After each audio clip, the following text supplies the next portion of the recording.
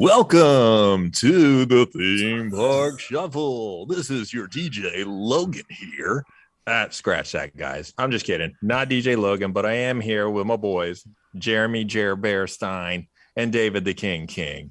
And what we're bringing you guys today in honor of music is a little bit of a mashup. So today's challenge is the Disney Universal Mashup Challenge. So for those of you who follow the Main Street Magic, you saw the shuffle where we decided who was awarded which park. And the results were David with Animal Kingdom, Jeremy with Epcot, and Logan with Universal Studios Florida. And so today we're going to pitch our different concepts of our mashups. And the way it works is the park we're awarded, that we have to choose one attraction from that park and then mash up and retheme it using the competitor's IP. So therein lies the challenge. So for this particular episode, you'll have both David and Jeremy working with a Disney park, but a Universal IP. And then I will be working with a Universal park and a Disney IP. And then at the end of the episode, we will shuffle to find out who gets what for the next round, where once again, it'll be 2 Disney parks and 1 Universal park. So we'll see how it all happens. But guys, with this particular challenge, did you find it challenging? What was your sort of your initial thought when this challenge was pitched? So I'll just lead off for me real quick. My hardest part, and I steered away from it, was thinking of the World Showcase and culturally what IPs could potentially fit in there from Universal. And then I started to think about space and flying and those types of things. So I think when we get to mine might be predictable, but I hope that I'm going to go ahead and create something that would be fun and exciting, off a very popular, I would say, Universal IP. So yeah, I did find it very challenging though, as I tried to steer away from the World Showcase. David? What was challenging for me is it's rather obvious what is going to fit at Animal Kingdom. And I tried so hard to not do it. I looked in every nook and cranny of past Universal, current Universal, but sometimes it's good to go with what's directly in your face. Yeah. So I did find it a little hard, but it's fun and hopefully you guys like it. So you went with SpongeBob SquarePants, obviously. You know what? That was legitimately, I was halfway through my one I was doing, and I ironically was sitting on the floor of the playroom with my daughter, and she has SpongeBob figures, and I'm like, ooh. Yeah. I just didn't think it fit Animal Kingdom. And it's not a Universal property. Well, they have them in stores and they do stuff with it. But then I hope mine is. I get so confused sometimes on what actually checks out as an IP. Again. I did Care Bears again. Yeah, definitely don't own Care Bears. Yeah, I found that for my particular park and my IP, I wanted to go with an IP from Disney that was used, but used in a way that I felt was not the best representation of the IP. So this was I looked at this as a chance to, if Disney could start over and really make something with this IP, what would they use? What attraction would they use from this park to bring an entirely new life and story to the particular IP? So yeah, I'm real curious to hear not only what you guys created, but also what you think of what I've thrown together. But well, shoot, we've teased it enough. Let's roll. Well, let's do this. All right. Well, yeah. So we decided beforehand I was going to start. And honestly, Logan, that's the exact same thing I did. Is I took something that I thought Universal Studios did not represent well enough. While it's a newer ride, I think it is horribly, horribly done, and it is kind of a joke. I see you smiling, and I feel like you know what it is, and I'm going with Fast and the Furious. And I know that's tough because we have a storied franchise that is beloved by many, whether they actually love it for what it is or they love it for it just being kind of silly and enjoyable in a blockbuster manner. Fast and the Furious Supercharged over at Universal Studios is not great, considering when it came around, it was only not that long ago, a couple years ago. It's kind of a little bit of a copycat in a sense from Skull Island, which we have recently rethemed. And I just don't think they did it well. I think they went with the over the top cheesiness that, while it works on a big screen while you're there eating popcorn and having a Coke, is done very well. I don't think it works in the ride aspect. So what I want to do with Fast and the Furious in Epcot is I want to go back to the beginning. And we are going to obviously retheme Test Track. Woo! Yeah. And we are going to turn this into the Fast and the Furious Red Line. And I'm going to give a shout out to my good Scottish brother Gary, who came up with the name Redline, because I did pass a couple ideas across with him, and he said Redline would be perfect. I'm like, that's great. So we're going to retheme Test Track, but this is going to be based off more of the original Fast and the Furious movie, because you're going to basically be trying out for Dom's team of bandits, robbers, family, whatever you want to call it. Family. And you're gonna have to beat out some other competitors. Gotta go down an octave. Family. I think Logan got it. He did. Yes, there you go. And so you're gonna basically the essential of the story is that you're gonna have to beat out two other competitors in a street race to see who is the best driver, so that you can join Dom's team to start to steal 13-inch TVs with built-in VCRs and Laserdisc players, I guess.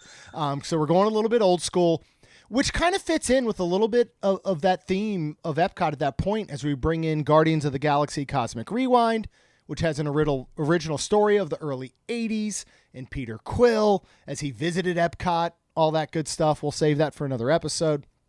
So the outside I don't think needs a major change. We're going to get a beautiful Fast and the Furious, style sign and entry to the queue. We're going to probably have some cars maybe out front, but really once you enter the queue, you're going to go around and you're going to first enter through the diner and you're going to see Mia. Now I try to think of some of these things. LED, I think, is just such an easy way to go with some of these layered LED screens, but I think you can still create a really good atmosphere unless you want to go live actors and cast members, which can sometimes get difficult, and I do love that part about Supercharged.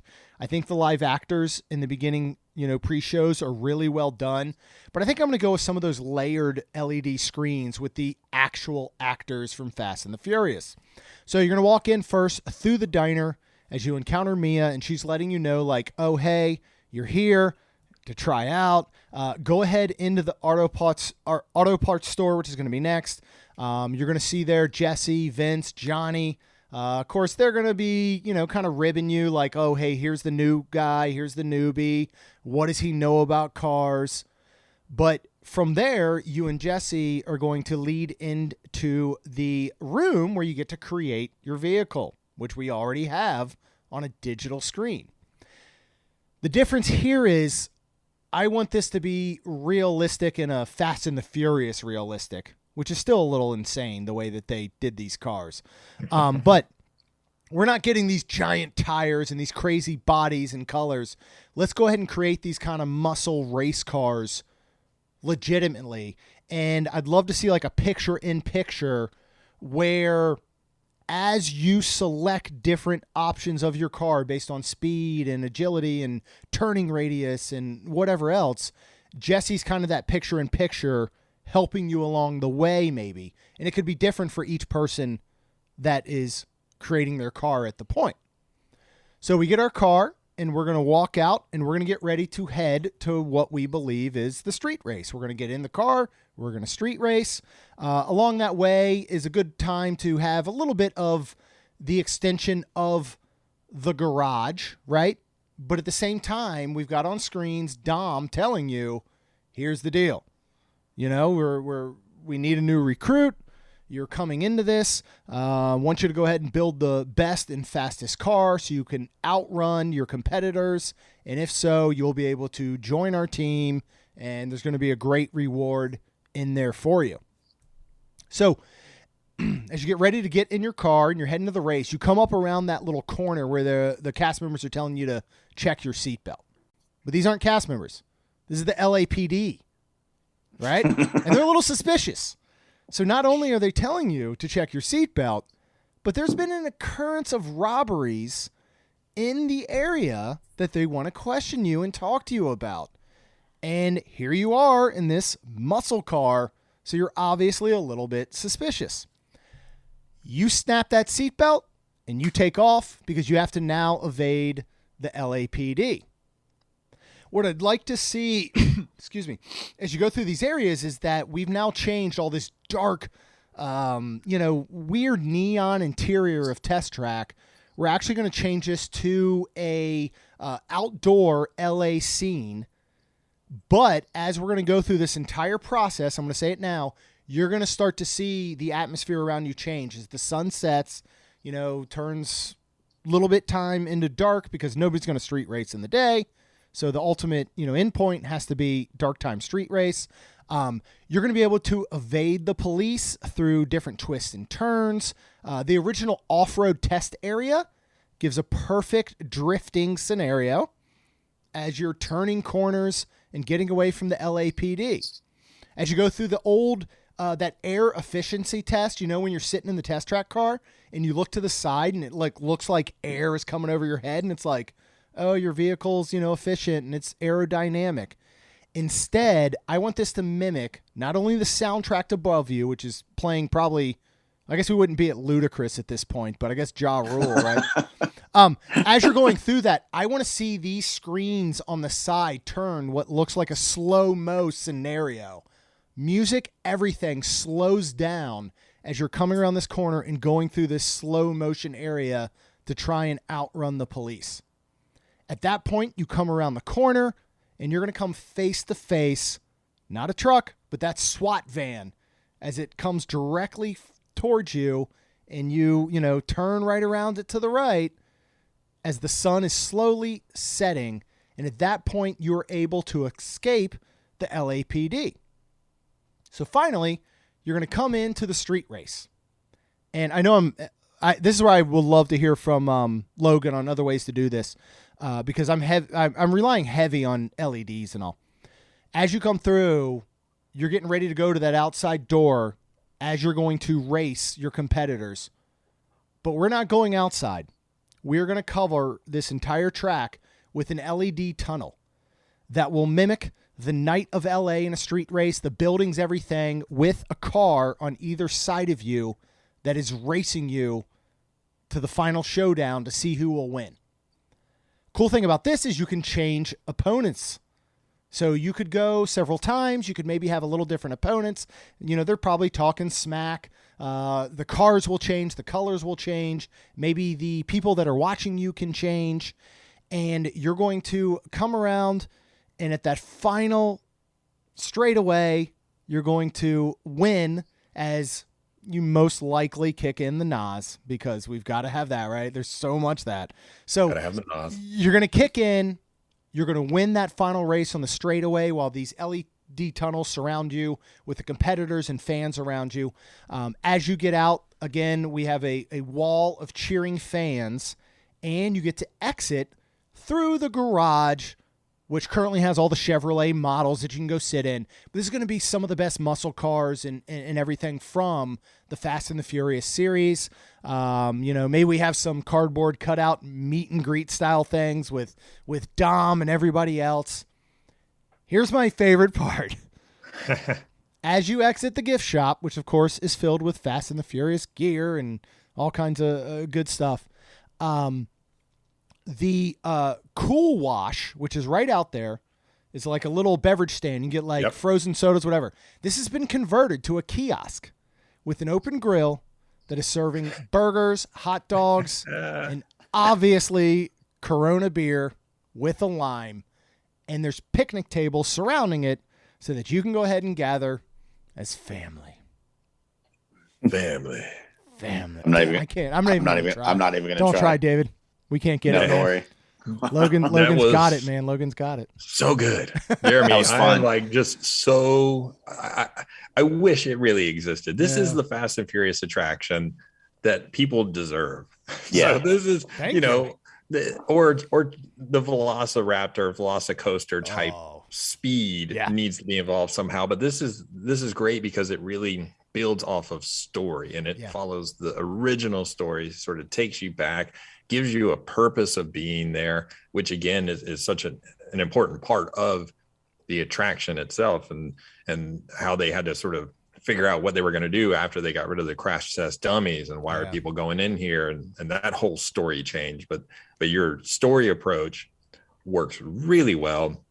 And I love the idea too of just taking that, and what could, you know, there's part of Test Track is just kind of like, this is kind of boring, this is kind of lame. But if you add more scenic in there, where it really feels like you're drifting around a tight turn and you're really close to hitting things, and there's environment all around, so you don't just see around the corner, it could really, really, really help to give it a more immersion, give it a bigger thrill factor. And your idea of having that LED tunnel at the end with an actual race, that sounds insane, and I love it. Is look that forward something to that could feeling- work?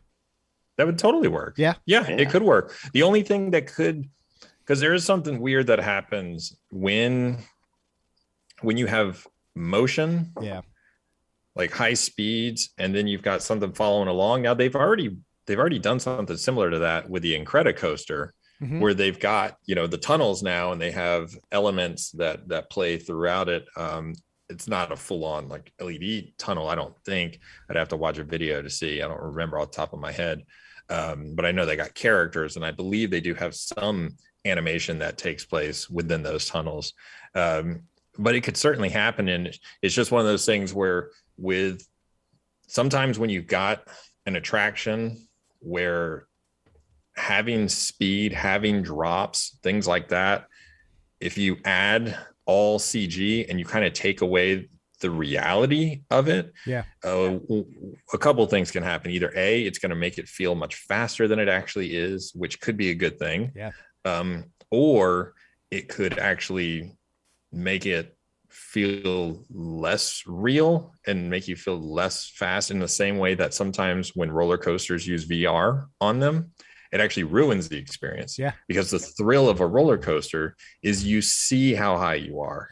You know, it's one of those things where the anticipation of seeing what's coming next, or not seeing what's coming next, not seeing the track, you know, you're on a track, but not seeing it. There's all these sort of elements that really build the anticipation and anxiety and fun of riding a coaster, that when you put a VR headset, you remove all of that, which can sometimes, if the video is done really well and you don't lose connection while riding, can improve and enhance. But the reality is, if it's a good coaster, you don't need any of those gimmicks. Right. Yeah, totally. But I would love to see Test Track with an LED tube. Oh my gosh, it'd be killer. Even if you just did it like a certain part to kind of like the initial boost, and then you even had it to where maybe there's walls or something, where then it's a race to see who can get to the opening first. You know, and then you win and they stay behind, kind of thing, like a game of chicken or something. What's awesome about this is, first off, I want to feel the NOS kick in. Like, if they do that right, and you can actually like feel that jump going back into your seat when that happens, that would be so much fun. But the ability to design your own muscle car, not like a futuristic whatever Test Track is, but like, so I'm a diehard Dukes of Hazzard fan, and if I could drag race a 70 Charger that looks like the General Lee, all right, you know, dude, I mean, it's in. Minus the flag on the top. Yes. Oh yeah, let's of get rid of course. that. But I no, mean, that's in though. That's in my design. Your rewritability on this thing is amazing, because say you don't win the drag race one time, you're going to want to ride it again to see if you win the drag race. And That's it actually seems a like great you'll point. have a different experience every time. Could you see that? That's actually a great point. Could you see that being where you don't win? Yeah. I never even actually didn't think of that. I just figured you win. You're the hero. That's a great point. Well, I mean, that's part of the way Test Track currently is right Yeah. now is, based on how you design your car or truck or whatever vehicle you design, based on how the choices you make, it then determines your score and whether True. or not you, quote unquote win. So yeah, it could totally be the case, like David was saying, where depending on the muscle car and the additions that you add to it, you may not, you may win, let's say, the part where you keep going past everybody, but you don't win the drag race that is virtual. I mean, if you have a drift part in there and you have a drag race part in there, maybe your car is more designed for drift. So you are successful on that part, but you're going to get blown out of the water in a drag race, which gives you an even better layer of like, oh man, I won drift. Now I want to win drag race. How do I design my car or could I design it to win both? I mean, you could have people coming back 10 times over to try to. I love that. Yeah, for sure. Oh, that's a great addition. That's why I love what we do here. Like I love the input. Collaboration. And it's awesome. Yeah, that's why we'll be creating our entire own theme park here very, very soon. So, yeah, no, that's a collaboration of imagination. Yes, it is. Oh, ooh, that sounds like a series. I mean, I guess that's this whole show, but that's a good one. Is that a catchphrase? That is a good one. I'm gonna note that. I'm gonna put that on a shirt, maybe. I don't know. Let me see here. I'm just gonna pretend like I'm taking writing. notes. He's writing, everyone. It's going down. Collaboration of imagination. All right, I got it. Trademarked. Done. I think he just gave me the David Letterman fake. Right. That's actually how my writing really looks. I'll never know what it means tomorrow. But we have this now forever to listen to and come back to that wonderful collaboration of, what was it, Imagination? Yeah, that was it. Okay, yes, I got you. You wrote it down. You should know. I got you, man. I got you, bro. Right. Well, man, I'm a huge fan of that. That's one of my favorite things you've done. Thank you. Yeah, well done, sir. Well done. Wow. That is high praise from y'all, and I appreciate that. So thank you. I feel much better now than I did David. earlier. Yay. Animal Kingdom. Excited. Animal. Are you? I am. I'm always excited for y'all's ideas. Oh, cool. Well, so yeah, I got Animal Kingdom, and I had to put a Universal Studio property within Animal Kingdom. And I'm sure if you guys are thinking right now, you're all thinking the same thing, that the one that fits the best is clearly Jurassic Park. I was thinking. Were you? I was thinking that, yes. I mean, I think everybody is thinking that. But here's the thing. I'm sure everybody's thinking that Dino Land is the ideal place to put that, being as how there's a dinosaur ride and all that fun stuff like that. No. I already made that rise. That's gone. That's completely out of here. So what I'm going to do, and I'm not just doing a ride, I'm turning a whole land into a real life Jurassic Park. Okay. Rafiki's Planet Watch is going to be gone, and it's about to get turned into the actual Jurassic Park. So what's going to happen is when you go to the train, which takes you into Rafiki's Planet Watch, that is now going to be an 8-seater Range Rover that everyone gets aboard, takes you from one station through the giant Jurassic Park gate into the next station. So you get two of the iconic scenes right there. You get the classic Range Rover, and then you get the gate that, everybody uses. What's really hard about this is Universal has already kind of crushed it with the feeling like you're at Jurassic Park. But you'll see in my big attraction what Animal Kingdom has that Universal doesn't. So once you arrive at what right now is like the Wildlife Experience train station, that's going to be turned into a life-size Jurassic Park visitor center, exactly like the movie. Full-size T-Rex skeleton, every single thing that makes you feel like you're in the actual visitor center from the movie of Jurassic Park. Now, right now, if you leave that, you walk back towards, it's like the affection station and the conservation station. So You're still going to walk down that path. But as you're walking down that path, bushes are going to shake and raptor noises are going to be kind of like off in the distance, but it's going to get your attention that like there's something going on in those bushes. So as you walk back to the affection station and conservation station, I'm going to turn those into the dinosaur discovery building and the dinosaur birthing area. So the dinosaur discovery building it's actually going to be like a fun hands-on educational stuff for kids to go in and dig a dinosaur bone up. Learn stuff about dinosaurs. I mean, what kid doesn't love dinosaurs? So that's going to be a very good stuff. And then the birthing center is going to use animatronics and special effects to recreate that scene in Jurassic Park of dinosaurs being born from the eggs and you seeing it holding a baby dinosaur, everything that Disney can do with their Disney magic to completely make you feel like you're there. So as you leave, there's going to be another walking path. Now, behind all those areas is just open woods. That's part of the safari is kind of off to the other side. And then there's woods off to one side. So when you leave, I'm going to add a walking path that leads you to another attraction. But as you're going down this walking path, the raptor noises are closer. The bushes are shaking more. It's a bit more, you feel the mood kind of change from this is fun and I'm learning stuff to things are getting kind of ominous. And I'm adding a whole new ride in that space behind Rafiki's where you have it. This is going to be called the Jurassic Park Gyrosphere Tour. And what I'm going to do is I'm going to use what Animal Kingdom already has, which is real live animals and a lot of space to give you an outdoor experience attraction of a gyrosphere tour of Jurassic Park. We're going to make the ride vehicle look like the gyrosphere from Jurassic World. It's not going to actually be able to function. Maybe it can, Logan. I don't know. But at least give you the impression that you're in a big plastic bubble going through this dinosaur tour. We'll seat more than 2 people. We'll sit 6 or 8 or what have you. But it's outside.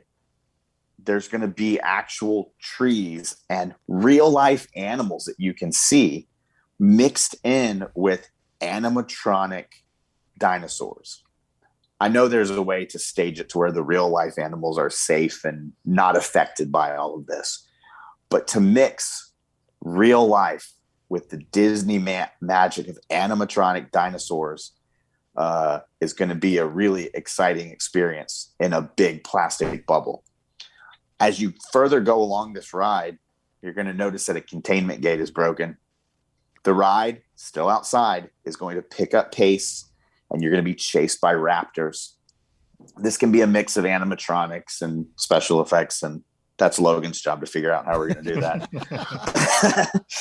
I love how we always put everything on Logan. We're just like, dude, you figured this part out. We don't even know what's happening. We're going to the moon. I don't care. It's his real job. I know. I love it. I love it. So your gyrosphere is going to pick up speed. You're going to feel as if you're going to be chased by raptors. And at the end, in the typical Jurassic Park scene, as they jump, we have a full-size T-Rex that catches them and saves the day as your gyrosphere goes back into the docking station. And you can feel free to explore the rest of Jurassic Park. Yes. What encouraged me to use Jurassic Park is that Animal Kingdom has something that Universal doesn't, which is outdoor space. You can make this feel like you are on an island away from everybody else, as opposed to a concrete jungle where you're walking down a path and whatever. So my decision, reluctantly, was very predictable, Jurassic Park, but incorporating what Animal Kingdom has so much of, which is that real life, tangible feel mixed with Disney magic. Yeah. Yeah. There you go. I'm gonna jump in. I feel like you should go first, Logan, but I'm going to jump in real quick and say one of the first things you brought up, David, was saying that at Universal they do a good job of that entry point of the Jurassic Park gate, which I do agree if you have horse blinders on is perfect.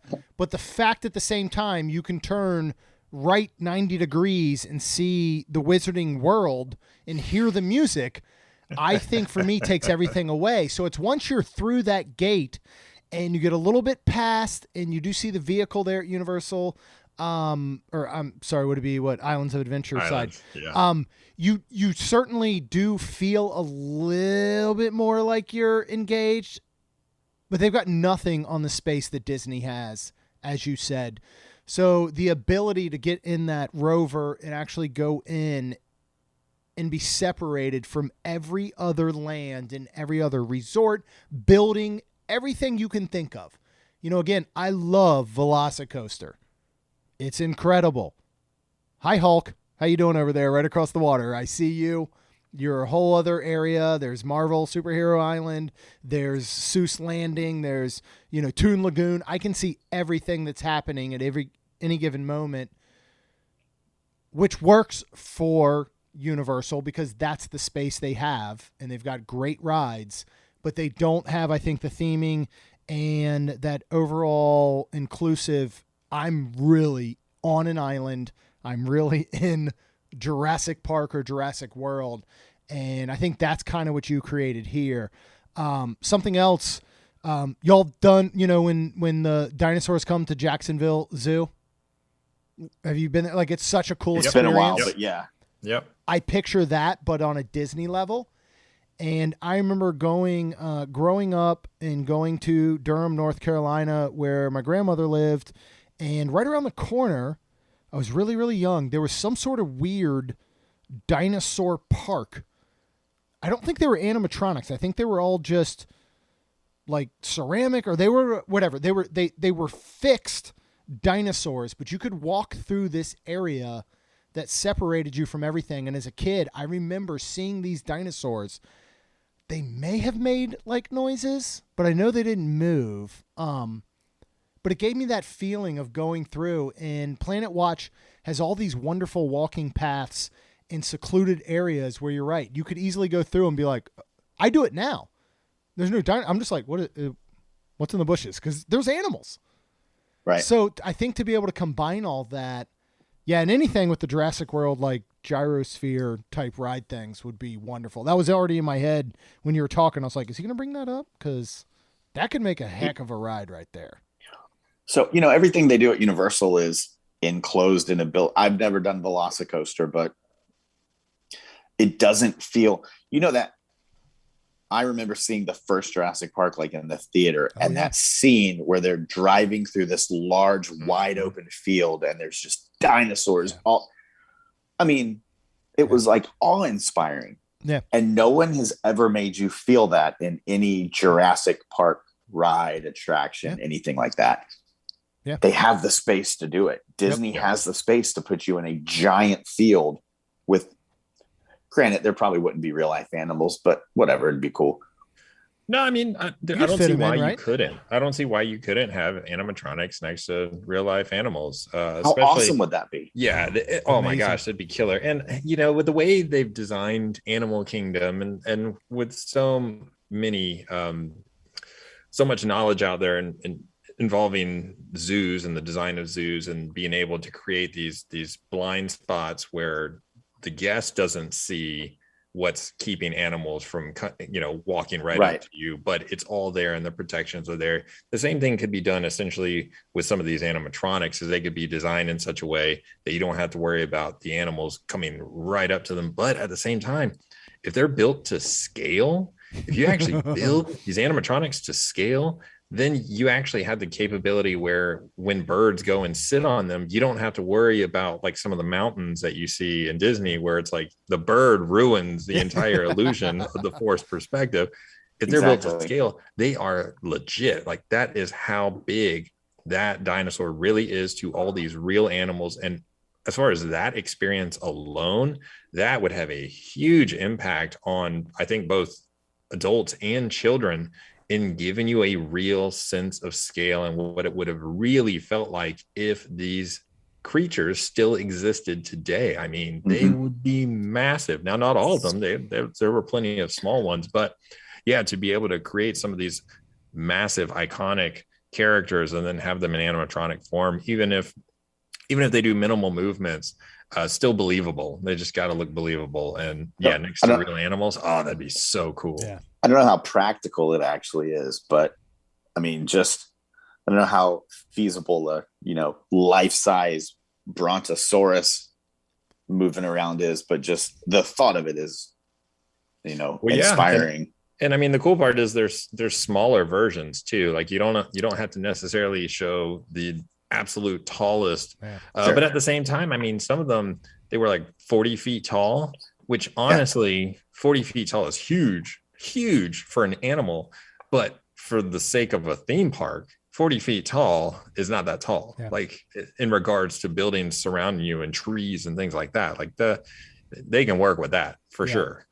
Well, I think like River Adventure, at Universal does a really good job of those animatronics. Now they're kind of outdated and their movements are a little junky, but I think the size, you go through that by that brontosaurus and it's like chest up because half of it's in the water. Right. I would never look at it and, I would never go, well, wait a second. That's not to scale. Like you look at it, you're like, that thing is massive. And the T-Rex at the end before the drop and the raptors that are coming out of the cages, it does a really good job. And you're right. It doesn't have to show all of it.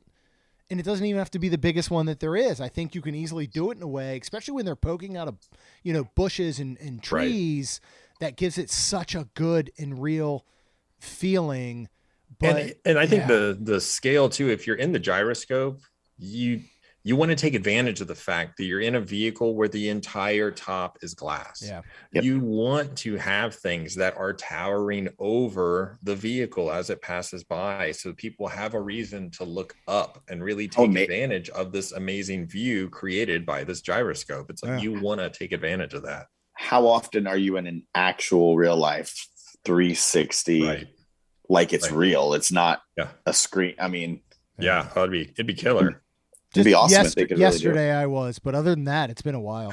It's been quite some time. I mean, just sitting on the porch doesn't count. Yeah. I hope I wouldn't. I feel like I would vomit. How would we do that? I want to see that ride system actually. I think it sounds absolutely amazing. I mean, couldn't you just have something like on a track that the actual glass spins around and like then you're in spinning, like but you're not actually like. Or you just don't even worry about it. Or it's just a big. You don't worry about that line that just constantly breaks your view.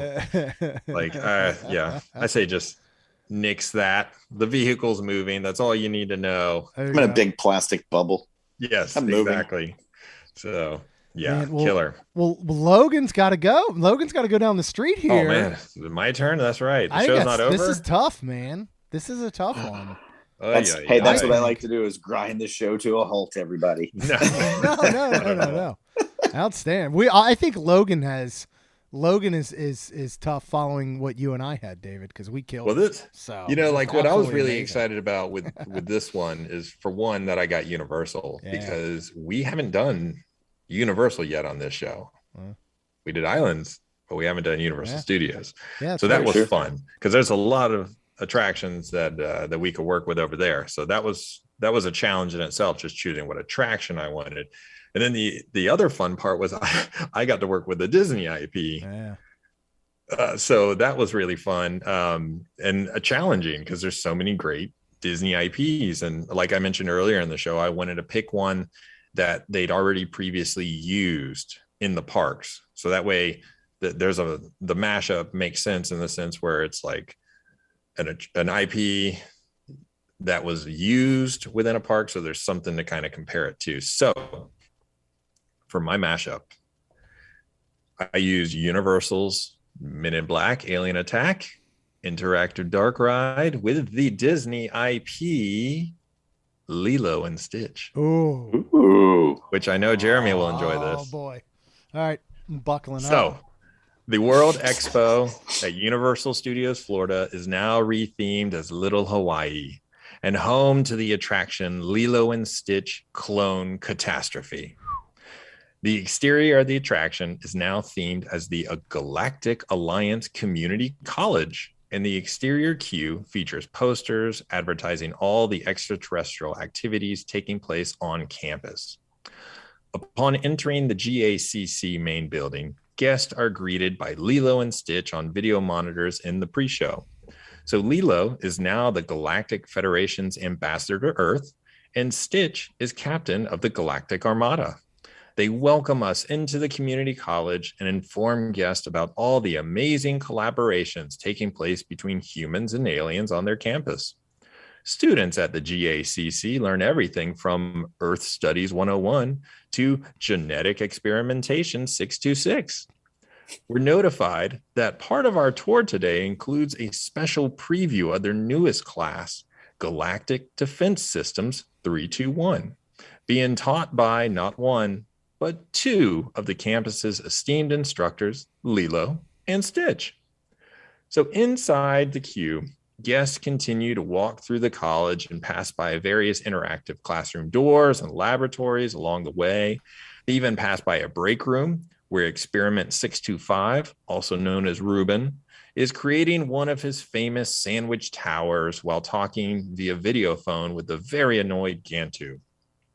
At the end of the hallway, guests overlook the lecture hall, where animatronic versions of Jumba and Pleakley are standing in front of a large video screen broadcasting class information to their online students. The class they're teaching is Principles of Evil Scientists. And the doctor they're teaching about is the evil Dr. Hamsterville. Guests then move into the weapons room and finally the training facility where a GACC vehicle awaits. Guests load into the vehicles equipped with laser guns and proceed into the training room, blasting cardboard cutouts and crudely drawn evil aliens, just like Men in Black. Guests then compete against other players riding in a separate vehicle. So minutes after the training has begun, Lilo and Stitch inform the guests that the evil Dr. Hamsterville sent an entire ship full of horribly disfigured Stitch clones to Earth, and they crash landed in the middle of campus. The laser guns are now set to full power as guests must immediately take down the clone threat. All the mutated clones resemble Stitch and vary from large clones to small ones hiding in various spaces. Certain clones will even spit on you, causing the GACC vehicle to spin out of control. At one point, the vehicles enter the radiology laboratory and face each other as they pass on either side of a large X-ray scanner, and the scanner reveals that the opposing car is really full of Stitch clones, thus prompting a shootout between the paired vehicles. A glowing red light atop their vehicle causes the opposing vehicles to wildly spin out of control when shot.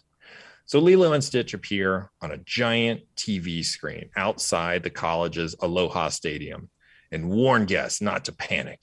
But there's something really big around the corner. As the vehicle turns, we come face to face with a gigantic Stitch clone. This animatronic clone swallows us whole. The giant clone is immune to our laser guns, so Lilo and Stitch order us to press the big red button, also known as the BRB 99999. And the first guest to press it gets 99,999 bonus points and sends both vehicles spinning out of control through fog and strobe flashes. And the experience ends with a belching sound as guests exit their training session and the two vehicles split off. Each vehicle is shown their scores as well as one of three class rankings. Lilo and Stitch then congratulate everyone and thank us for taking a tour of the Galactic Alliance Community College. If you'd like to learn more about GACC and everything the campus has to offer, be sure to pick up a brochure in the campus store. And while you're there, buy a t-shirt or hoodie to represent your favorite intergalactic campus. The end. Fun.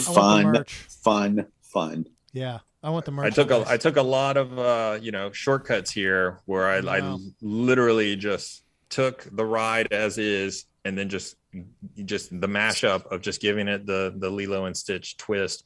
But this is the attraction I wish Disney would have done. Yeah, it's such an underused property. I mean, it's so popular. It's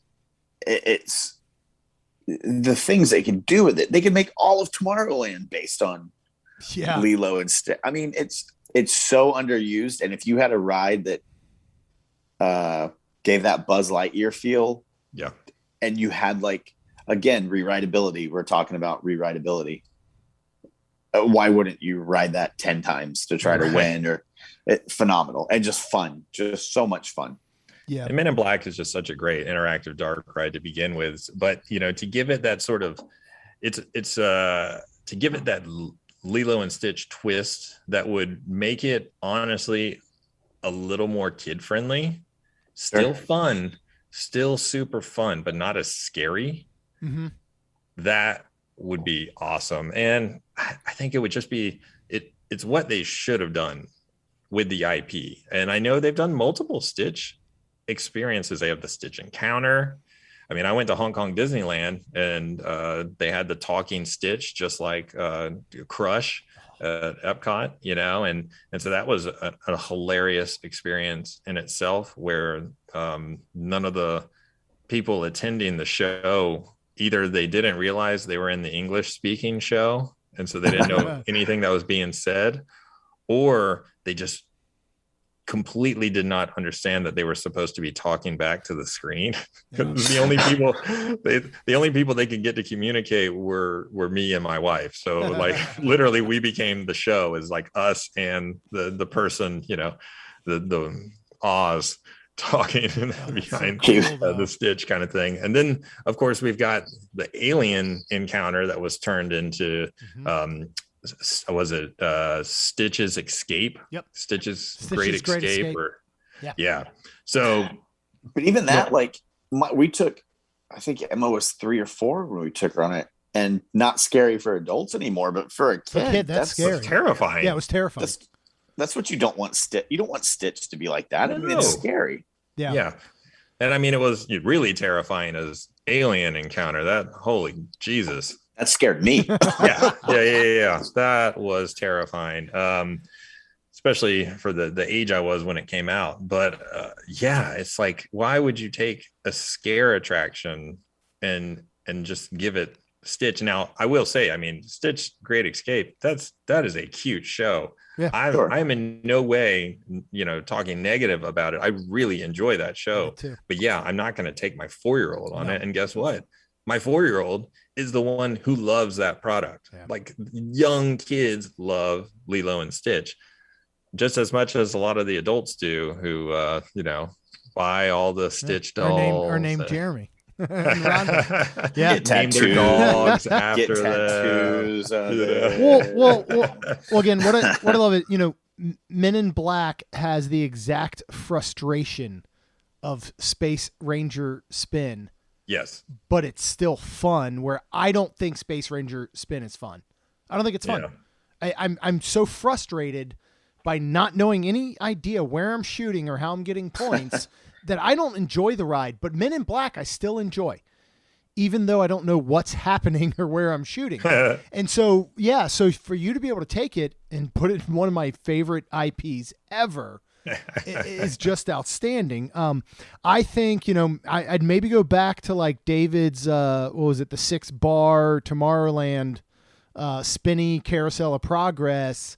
Other than that, I think this is one of the out of the box awards, Logan, because really? I wouldn't have guessed in a million years, like bringing Lilo and Stitch into, Universal Studios and this property specifically.